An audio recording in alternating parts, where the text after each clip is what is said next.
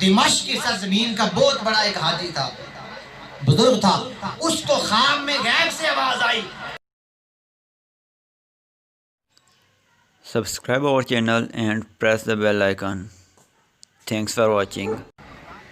یہ دمشق کے بازار میں تھے.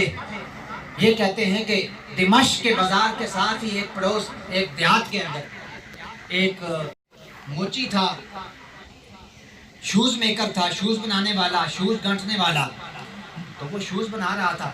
اچانک اس کے دل میں خیال آیا کہ جو میں جوتے گھنٹتا ہوں تو ہر روز کی جو میری آمدنی ہے نا، اس انکم میں سے میں 10 روپے یا 20 روپے رکھ لوں گا.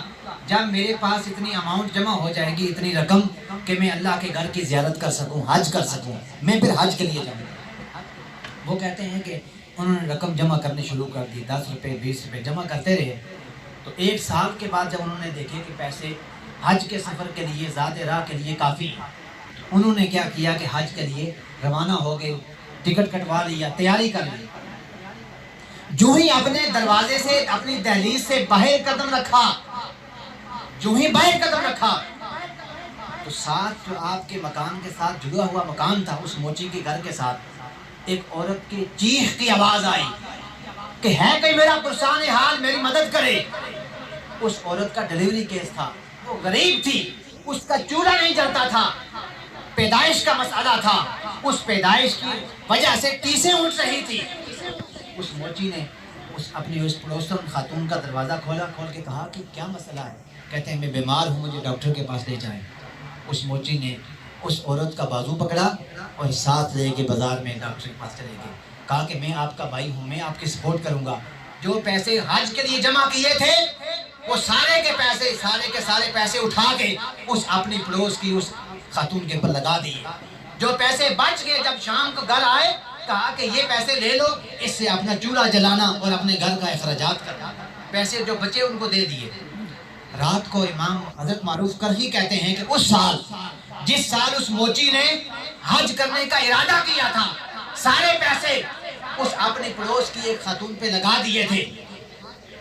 معروف کرخی کہتے ہیں کہ خواب میں ہم نے دیکھا کہ اس سال جو حاجی حج کر رہے تھے، ان حاجیوں میں دمشق کی سرزمین کا بہت بڑا ایک حاجی تھا، بزرگ تھا.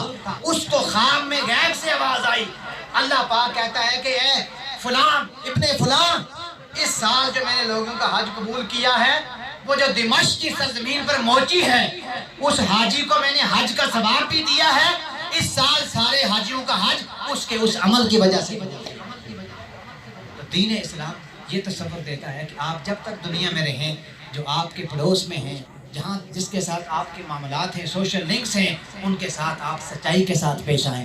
آپ کے اخلاق ایسے ہوں کہ جب آپ دنیا میں رہیں، لوگ آپ کے ایک ایک وقت، ایک ایک لمحے کے لیے ترسیں کہ یہ بندہ ہمارے پاس 2 منٹ کے لیے بیٹھ جائے. اور جب آپ دنیا سے جائیں، اس لیے مرزا غالب نے کہا تھا کہ زندگی ان کی جن کی موت پہ کرے زمانہ افسوس. یوں تو سبھی مرنے کے لیے آئے، یہاں مرنا تو سب نے ہے، لیکن جب آپ دنیا سے جائیں، ہر آنکھ اشک بار ہو، ہر آنکھ رو رہی ہو کہ یہ بندہ جب دنیا میں جی رہا تھا، اس سے انسانیت کو یہ نفع تھا، یہ فائدہ تھا، اس کے یہ بینیفٹس تھے. اللہ پاک حسیب صاحب کے درجات میں، مقامات میں بلندیاں عطا فرمائے، اور ان کے بچوں کو، سوگوار خاندان کو، بھائیوں کو اللہ صبر کرنے کی توفیق عطا فرمائے. ہما علینا الا البلاغ.